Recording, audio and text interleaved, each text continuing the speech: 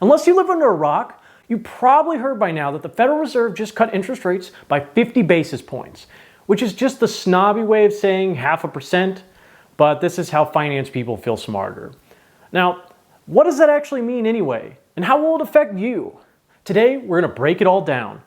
By the end of this video, you'll understand why the Fed made this decision, how it could impact everything from the stock market to the housing market, and what it means for your wallet. Whether you're in school, working, retired, or just curious about where the economy is heading, this is going to affect you. Now let's dive in and make sense of it all. All right, so here's the big problem: inflation. It's been a huge issue for the past couple of years, and while it's starting to cool off, prices are still a bit high. According to the most recent CPI data from the Bureau of Labor Statistics, inflation increased by 37% over the past year. Even though energy prices are down by 3.5% or so, the cost of food has continued to climb, up 4.3%. And check this, shelter costs, which includes rent, surged by 7.3%, making housing even less affordable. Now this just might sound like a bunch of numbers, but let's break it down into what it means for you in your everyday life. Imagine going to your favorite fast food restaurant last year. A meal might have cost you around $10. Now this same meal would be $12. For a family, these small price increases can add up fast. Inflation isn't just something economists talk about. It hits people in the places they notice most, like at the grocery store or the gas station. But inflation isn't the only issue. Job growth, something that's crucial for any economy, has also slowed down. According to a recent Axios article, the pace of hiring has significantly dropped. The labor market, which was booming after the pandemic recovery, is now cooling off. Sectors like tech and retail have hit a pause on new hires. You may have heard by now that companies like Amazon, Google, and Meta are cutting thousands of jobs. In construction and manufacturing, rising costs are also putting pressure on businesses, leading to slower growth. For many young people entering the workforce, this means fewer job opportunities and possibly tougher competition. And for families, this can mean uncertainty, less job security, and more concerns about the future. It gets worse. Last month, the US government revised its job numbers downward by a shocking 818,000 jobs.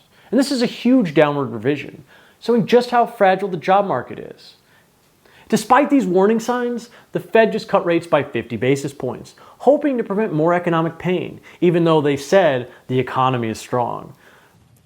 Again, the labor market is actually in solid condition. But they're not cutting rates because the economy is strong. They're cutting them because they're trying to prevent things from getting worse. So, the Federal Reserve has a dual mandate: to keep inflation under control and to ensure maximum employment. But right now, both of these goals are in trouble. Inflation is still a bit high, it's not at their goal yet, and the job market is starting to weaken. So, why did the Fed cut by 50 basis points anyway? To understand, we need to look at the bigger picture here. Let's go back to 2007. In 2007, the Fed made a similar decision. In fact, on the same day, September 18th of that year, they cut rates by 50 basis points. Now, the stock market initially rallied. The S&P 500 went up by over 6% in the weeks following the rate cut. But here's the catch. This rally didn't really last. By March of 2009, the market had dropped nearly 45% from its original peak. Now, this shows that while rate cuts can temporarily boost the stock market, they don't always prevent deeper economic problems. The financial crisis that followed was a harsh reminder that the economy doesn't always respond the way we expect. So while the stock market might be rallying now, history tells us that we could still be in for more pain before things get better. So what about housing? Here's where things get even more interesting. The housing market is already at record highs. According to CNN, US home prices hit an all-time high earlier this year, just a couple months ago. And many people are worried that lower interest rates could reignite a buying frenzy. Now let's think about this for a second. If mortgage rates fall, the buyers who have been waiting on the sidelines could suddenly jump back into the market. A 1% drop in mortgage rates increases a buyer's purchasing power by 10%, meaning that they can afford even more expensive homes. But here's the problem. This increases demand, which could push prices even higher, making it harder for people to afford homes. And It's not just the first-time homebuyers that feel this impact. Let's say you're a current homeowner with a low mortgage rate. According to Redfin, 78% of homeowners have a mortgage rate below 5%, and about 23% of them are below 3%. These homeowners have little incentive to sell because they would have to give up their low rates and enter a high-rate market. Now, why would they do that? This could create a tight housing inventory, driving competition even further for those looking to buy. And right now, sales are at all-time lows. For renters, the situation isn't much better. According to NerdWallet, rent prices have stayed elevated, especially in urban areas where demand continues to outpace supply. A lack of affordability in housing options is pushing people into smaller living spaces or forcing them to stay with family or friends even longer. If you're in your 20s and hoping to move out of your parents' house, the high cost of rent could delay that dream for a while longer. And it's not just the United States that's facing these problems. Other countries around the world are grappling with inflation, slowing job growth, and housing crises. For example, in Europe, inflation remains a huge challenge, with the European Central Bank taking a more cautious approach to interest rate cuts. And in China, their housing market has seen significant downturns. But their government is taking different measures to stimulate the economy, like massive infrastructure spending instead of aggressive rate cuts. By comparing how different countries are responding, we can see that there's no one-size-fits-all solution. Every central bank is trying to walk the tightrope between preventing inflation from spiraling out of control and keeping the economy afloat. So, what's the takeaway from all this?